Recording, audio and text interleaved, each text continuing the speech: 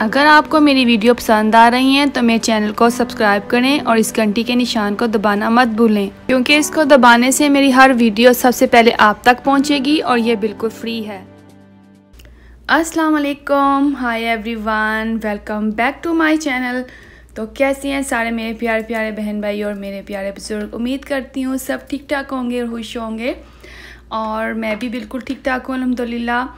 आज आई हूँ मैं किचन में, मॉर्निंग का टाइम है ये, और मैं बनाने लगी हूँ आज मूली के पराठे। तो मैंने सोचा मैं आपसे भी शेयर करती हूँ, क्योंकि आज मूली के पराठे मैं इसलिए बना रही हूँ कि वेदर बहुत अच्छा है, ठंडी ठंडी हवा चल रही है। और मैंने जब सो के उठ के आई हूँ तो मैंने आते ही मैंने एसी को बंद किया और विंडो खोली है। बहुत प्यारा वेदर था, क्योंकि रेन भी हो रही है और क्लाउडी वेदर था, तो उससे इसीलिए मुझे पता चला कि मैं विंडो वगैरह खोल देती हूँ। और जैसे विंडो खोली हैं पूरे घर में एक अच्छी सी फ्रेश एयर सर्कुलेट हो रही है और बड़ा अच्छा सा वेदर हो गया है। बच्चे अभी सोए में, और मैंने सोचा कि मैं मूली के पराठे बना लेती हूँ आज, और वही हमारा नाश्ता और ब्रेकफास्ट और लंच भी सॉरी होगा। तो क्योंकि बच्चे देर से उठते हैं और मैं सुबह नमाज़ पढ़ती हूँ इंशाल्लाह, अल्लाह के शुक्र है, और उसके बाद दोबारा थोड़ी देर के लिए सो जाती हूँ। और क्योंकि मुझे करने के लिए कुछ खास तो होता नहीं है, तो मैं बच्चों का वेट करती हूँ कि उठेंगे और देन हम मिलके नाश्ता कर लेंगे। और अगर मूलियाँ जो थी आई हुई थी घर में, अगर मूलियाँ ना होती तो मैं फिर आलू के पराठे बना लेती, लेकिन मैंने सोचा कि आज थोड़ा डिफरेंट कर लेते हैं और वेदर को एंजॉय करते हैं, और उसके वेदर की मुनासबत से आज बना लेते हैं हम मूली के पराठे। और पराठे किसी टाइप के भी हों, आलू के, कीमे के या मूलियों के, तो बच्चे लाइक करते हैं। तो दैट्स वाई मैंने सोचा कि आज हम मूली के पराठे बनाते हैं और आप सबके साथ शेयर करते हैं कि कैसे मैं मूली के पराठे बनाती हूँ। तो मूली के पराठे बनाने के लिए मेरे पास 2 लार्ज साइज़ की मूलियाँ, काफ़ी बड़ी सारी तगड़ी नहीं आई, ये काफ़ी अच्छी साइज़ की हैं। तो ये मैंने इसको छील लिया अच्छे तरीके से, और छीलने के बाद मैंने इसको धोया, और धोने के बाद मैंने इसको सेंटर से कट कर लिया ताकि ये मुझे कद्दूकश करने में आसानी हो, होल्ड करना आसान हो जाता है। तो इसको मैं कद्दूकश कर रही हूँ, और कद्दूकश करने के लिए मैंने एक टोकरी लिया, उसके अंदर मैं इसको कद्दूकश करके डालूँगी ताकि जो एक्स्ट्रा पानी मूलियों का निकले वो टोकरी में से निकल कर नीचे ट्रे में आता जाए। क्योंकि जब मेरी अम्मी के घर में या मेरे इन लॉज में मूली के पराठे बनाए जाते थे, तो वो मूलियों को पहले कढ़ाई या पतीली में डाल के ड्राई करते थे, लेकिन मैं ऐसा नहीं करती हूँ। मैं टोकरी में थोड़ी देर के लिए डाल के रख देती हूँ, उसके बाद हाथ से मैं इसको स्क्वीज़ कर लेती हूँ, जो एक्स्ट्रा पानी होता है वो निकल जाता है। मूलियों को मैंने कद्दूकश करना शुरू किया तो मुझे अचानक से याद आया कि मेरे पास तो फूड प्रोसेसर भी है, तो मैं उसको क्यों ना यूज़ कर लूँ, क्योंकि इस तरह मूलियों को कद्दूकश करने के लिए मैंने कभी भी फूड प्रोसेसर को यूज़ नहीं किया था। तो मुझे अचानक से याद आया कि फूड प्रोसेसर के साथ तो एक ब्लेड भी देते हैं, भी था मेरे पास, जिसके अंदर डिफरेंट टाइप के फंक्शन है। तो मैंने उसको ट्राई किया और देखें बिल्कुल अच्छे से जल्दी से 2 मिनट के अंदर ही सारी मूलियाँ क्रश हो गई हैं। और ये है वो ब्लेड जिसमें डिफरेंट टाइप के फंक्शन हैं। तो आज बस इसको मैंने यूज़ कर लिया है, और किचन के जो स्मॉल अप्लाइंसेस होते हैं, देखिए उससे भी काम कितना आसान हो जाता है सम टाइम। और जो 5-10 मिनट लगने थे मुझे हाथ से कद्दूकश करने में, तो इसमें 2 मिनट भी नहीं लगे और ये हो गया। और अब मैं इसको सारे जो कद्दूकश की हुई हैं मूलियाँ, इनको मैं टोकरी में निकाल के एक साइड पे कर दूँगी, और इसके अंदर जो वेजिटेबल मैंने काट के डालनी है वो मैं अब काटती हूँ। तो वेजिटेबल जो इसके अंदर मैं डाल रही हूँ वो है स्प्रिंग ऑनियन। देखिए मैंने स्प्रिंग ऑनियन ये काफ़ी अच्छे साइज़ की हैं, तो मैंने 3 से 4 ले लिए हैं इसको। और ग्रीन चिलीज़ भी मैं, ये ज़्यादा स्पाइसी वाली नहीं है, तो मैंने इसके लिए 3-4 तो दो ही हैं, और मैं देखूँगी कितनी डालनी होगी उतनी डालूँगी। अदरक इतनी मैं ऐड करूँगी जितनी मैंने आपको दिखाई है। अभी ये धो के मैं सब चीज़ें रख रही हूँ, और एक मैंने मीडियम साइज़ का ये ऑनियन है, ये मैं डालूँगी। तो अब इस सब चीज़ों को अच्छे तरीके से चॉप कर लेते हैं। और टीवी मैंने ऑन आज किया हुआ है, और साथ साथ टीवी को भी इंजॉय कर रही हूँ, कोई ड्रामा लगा हुआ है वो मैं साथ देख रही हूँ। और ड्रामे की कितनी ज़्यादा मैं शौकीन नहीं हूँ, लेकिन अकेली हूँ इसलिए मैंने लगा लिया है, चलो जी टाइम गुजर जाएगा। और शायद कुछ अच्छे सीन भी होते हैं उसके अंदर। तो अच्छे सीन से मतलब मेरा ये था कि कुछ ऐसे सीन हो जिससे आपको अपनी लाइफ को बेटर करने का मौका मिलता हो, अच्छी बातें सीखते हो। तो फिर इसीलिए मैं बस वो चीज़ों को पिक करने की कोशिश करती हूँ। इंसान हर ज़िंदगी में अपने सीखता ही रहता है, अपने इर्द गिर्द के माहौल से, तो इसीलिए बस मैंने अभी इसको लगाया और बस ऐसे सरसरी सा देख रही हूँ।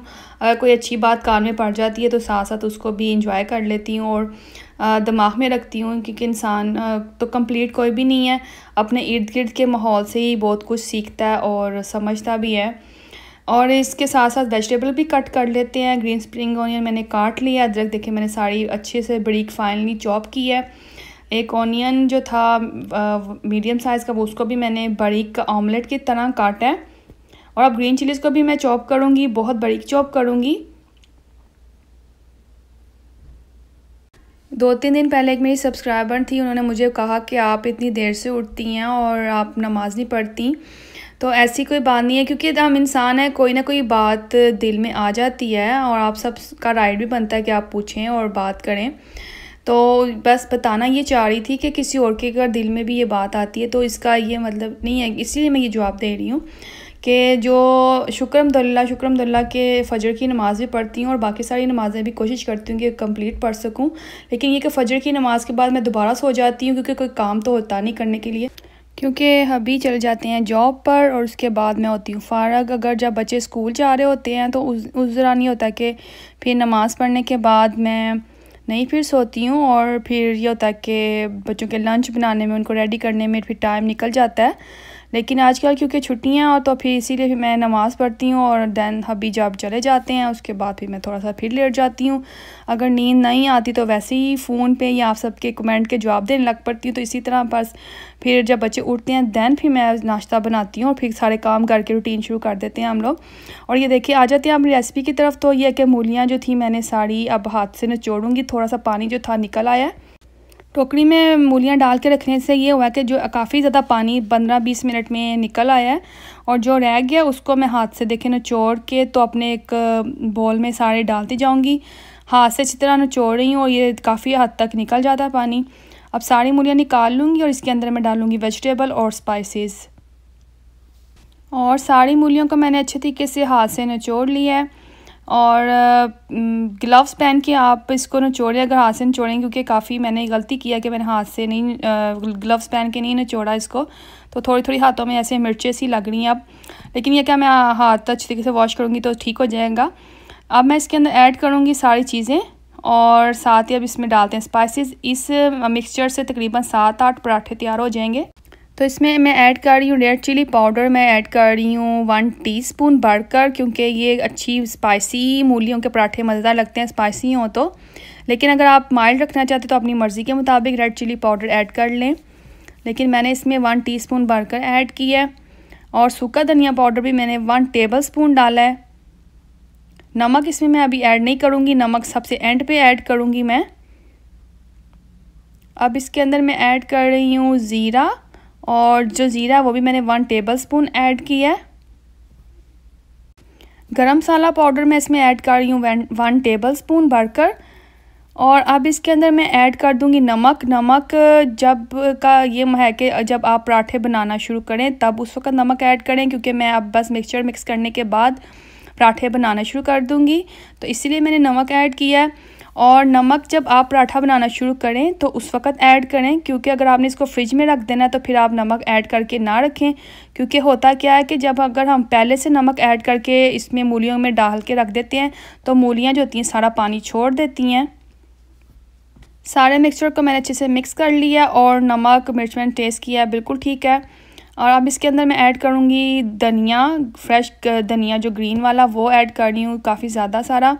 अगर आपके पास पुदीना और फ्रेश वाला तो आप उसको भी चॉप करके थोड़ा सा ज़रूर ऐड करें, क्योंकि उससे ये होता है कि बहुत अच्छा टेस्ट आता है। लेकिन मेरे पास इस वक्त फ़्रेश नहीं है तो मैं इसलिए ऐड नहीं कर रही हूँ। तो धनिया को मैं डाल के अब अच्छे से मिक्स कर लूँगी और अब हम अपने पराठे तैयार करेंगे मज़ेदार से। तो पराठे मैंने बनाने शुरू कर दिए हैं, क्योंकि बच्चे भी उठ के फ़्रेश होके नीचे आ गए हैं। और एक मूलियों की अजीब सी स्मेल पूरे घर में हुई हुई है, जिसके बारे में बच्चे आते ही पूछते थे कि मम्मा ये क्या स्मेल है। तो उनको मूलियों के पराठे मूली के पराठे देख के अंदाज़ा हो गया कि किस चीज़ की स्मेल है। मूली रोटी आपको अच्छी लगती है ना आयशा, खा लेते हो ना? ओके ये मैं फिलिंग कर लूँगी ना, फिलिंग कर रही ना तो आप सारा वीडियो को अपने बंद भी करना। ओके खुली नहीं हुई है, खोलनी पड़ेगी।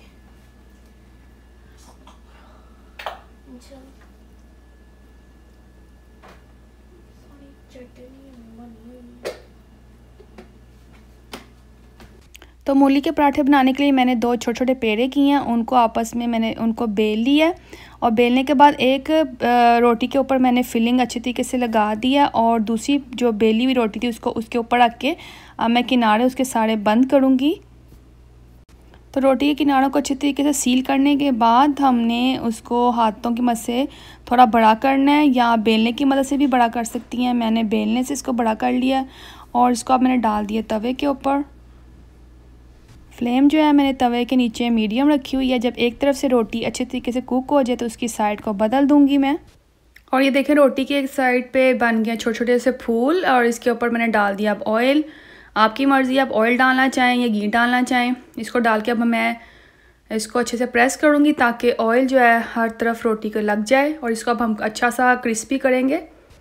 और रोटी को अब मैं चमचे की मदद से अच्छा सा प्रेस कर रही हूँ ताकि जो रोटी है वो सारी मेरी कुक हो जाए और अच्छा सा इस पे ब्राउन गोल्डन सा कलर आए और ये क्रिस्पी हो।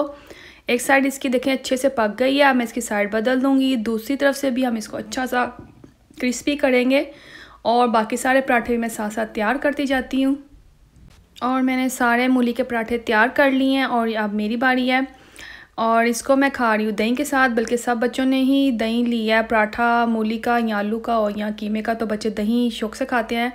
मैं भी शुरू से हमेशा दही के साथ ही मुझे पसंद है और बच्चे भी मेरे पे ही गए हैं। और इनके पापा बिल्कुल भी इस तरह के पराठा के साथ दही नहीं लेते। खैर ये थी आज की रेसिपी जो कि मैं आप सबसे शेयर करना चाहती थी कि आप सबको मैं बताऊं कि मैं कैसे मूलियों के पराठे बनाती हूं। आई होप आपको पसंद आए। और ये जो टाइम आप देख रहे हैं ये शाम का टाइम है। तहीरा आयशा आज चली गई थी अपने ताबू की तरफ और मरियम मान उस वक्त नहीं जाना चाह रही थी, लेकिन अब हो रही हैं बोर। और हम उनको, मैं और उनके पापा उनको ले आए हैं बाहर ताकि वो थोड़ा सा बाहर हम टाइम स्पेंड कर सकें। वॉक का थोड़ा जल्दी कर रहे हैं हम लोग और क्योंकि बाहर बहुत अच्छा वेदर था, हवा इतनी प्यारी चल रही थी कि आपका दिल करता है खुद से ही कि आप बाहर फ्रेश एयर में जाएं।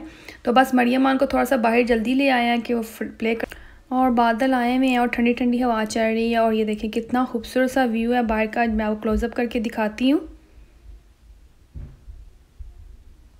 जब भी ऐसा अच्छा सा मौसम हो कि फ़्रेश एयर चल रही हो तो ज़रूर कोशिश करते हैं कि थोड़ी देर के लिए बाहर टाइम स्पेंड कर लें, क्योंकि विंटर में तो ऑल द टाइम पूरा टाइम ही होता है कि हीट चलती रहती है घर के अंदर, और समर में ही होता है कि हर एसी चलता रहता है और फ्रेश एयर तो बहुत कम ही होती है कि जो आपके घर के अंदर आए। तो बस ये है कि आज फ्रेश एयर को एंजॉय किया। सुबह के टाइम पे भी बहुत अच्छा मौसम था, इस टाइम पे भी, और हम लोग आए हैं इसीलिए बाहर। तो आज का व्लॉग मैं यहीं ख़त्म कर रही हूँ। आज की वीडियो यहीं तक थी। इंशाल्लाह ताला कल नए व्लॉग के साथ फिर आऊँगी। तब तक के लिए अल्लाह हाफ़िज़।